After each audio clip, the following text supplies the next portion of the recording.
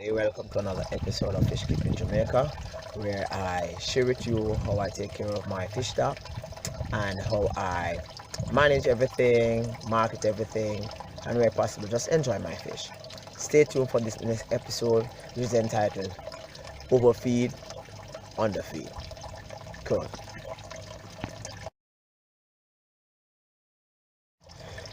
It's a sentiment that is shared amongst several fish keepers who have been in the hobby for several years, that you should not overfeed your fish.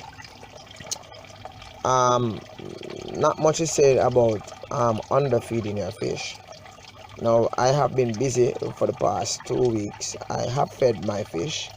However, to say that I have been feeding them on time is an overstatement. And so for the past 2 weeks I've been kind of missing out as to when I actually the time of the day or how frequent my fish are being fed. And by the way, I realized that my fish are really growing, I would say more than normal, right? So the more they grow is the more they need food. A few weeks ago I did a video about this very pond. This is my koi and my goldfish pond, right? You notice my hyacinth lilies, they are all, messed up, not much roots. There's a reason for that. Now, these hyacinth lilies were taken from another pond and they were blushy and they were looking all that good, and in taking them out I actually found 4 goldfish. I just saw one a while ago, right, in the pond, right? It's a good because it kind of proves the fact that my stock is actually fertile. But what I'm here to tell you about today is the fact that when you underfeed your fish, things can go awry in your tank, right? Now, this had a lot of roots. Let me show you how much roots it had. That, right, it had the amount of roots equal to this. As I shared with you a few days ago, several insects including Daphne actually lives within the roots. Now, my koi and my goldfish, they have actually gone to the extreme in the sense that they have been actually eating the roots in an attempt to get, here's a Daphne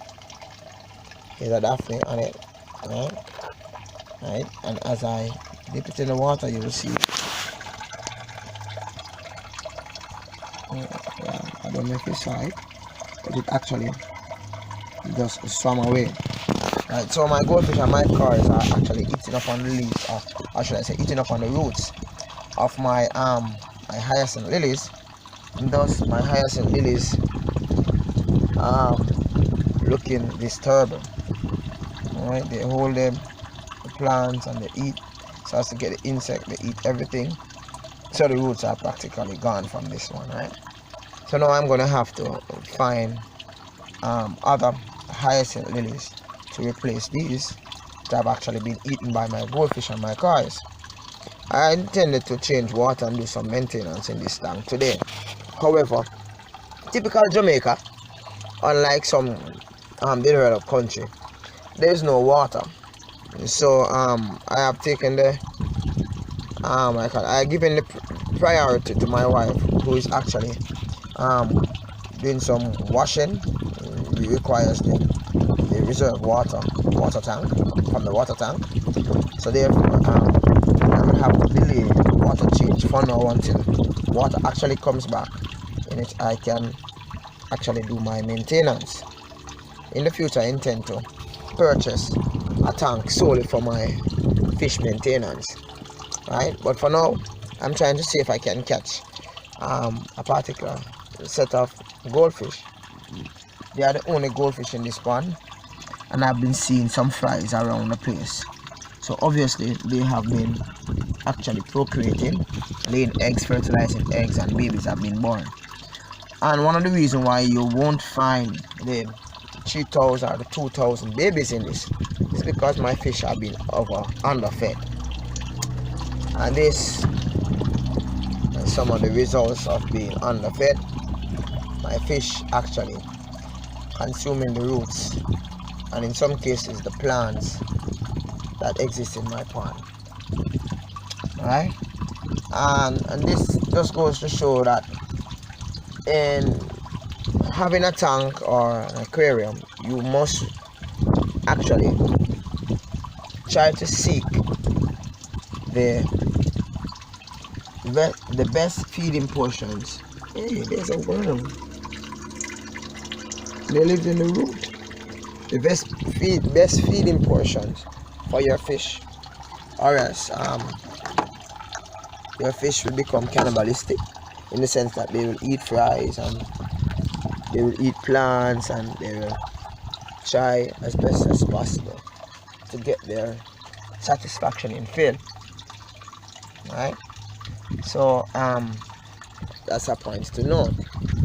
And this is not the only pond that have this issue. By the way, these fish are very big, right? Some of them are like, my koi are like 8 inches, one is 6. I think I have a 9 inches one in there. So their appetite is really large. So I have replaced the lilies that was in it, and these are the ones that were in it before. I have now replaced them with some from which I've taken from another pond just around the corner. Let's see how this one pans out. I have not fed them as yet. The tank cannot be cleaned because there's no water. So we'll see what happens. Probably I might do that tonight. Whenever your fish get used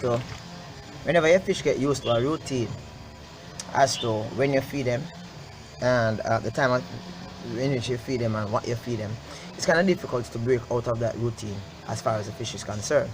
Now, one day in the week, it's like I never got to feed Zeus the night before because I usually feed him in the nights. Now, the other day in which I chose to feed him, I have had this fish for roughly about 15 months, right? And it's the first Zeus have actually bit me. I mean, the fish actually bit me. Usually when I'm feeding, Zeus will stay and wait until I throw the feed, and then he would actually come up for the feed as soon as I backed away.